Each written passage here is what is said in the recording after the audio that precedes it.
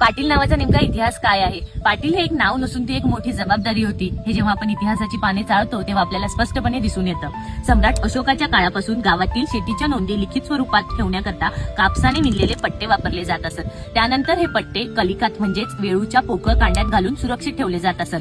ज्या वेळूच्या पोकळ कांड्यात हे पट्टे ठेवले जात असत त्याला पट्टकील म्हटले जाईल आणि हे पट्टकील गावच्या ज्या माणसाच्या ताब्यात असत त्याला पट्टकिलक म्हटले जाईल. या पट्टकिलक शब्दाचा पुढे पट्टकील असा झाला आणि या पट्टकिलकचाच पाटील झाला आणि सरते शेवटी पाटील झाला.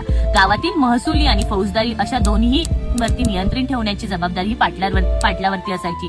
ही जबाबदारी निभावताना गावातील पाटील हे लोकांच्या अडचणी समजून घेत असत. लोकांच्या सुखदुःखात सहभागी व्हावे, त्यांच्या अडचणी समजून घेणे, त्यांना पैशाची मदत करणे, ह्या सगळ्या गोष्टींमुळे हे पाटील गावातील लोकांच्या अगदी जवळचे झाले आणि त्यामुळे मग गावातील लग्न समारंभ असो की कुठलाही सणवार असो पाटलाला पहिला मान मिळू लागला. हा मान मिळू नाही लागला तो लोक आपोआप देत होते कारण तो त्यांच्या सुखदुःखात सहभागी होत असे. पाटीलला लोकांच्या सुखदुःखात सहभागी होऊ लागले त्यामुळे ते लोकांना आपलेसे वाटायला लागले. कारण पैशाची निपूर असो की धान्याची पाटील हे लोकांना देत असे. त्यामुळे लग्नात कुठल्या गावात लग्न असो वा सण समारंभ असो पाटलाला हा मान मिळायला लागला. तो कसा मिळायला लागला? लोकांनीच हा मान पाटलांना दिला.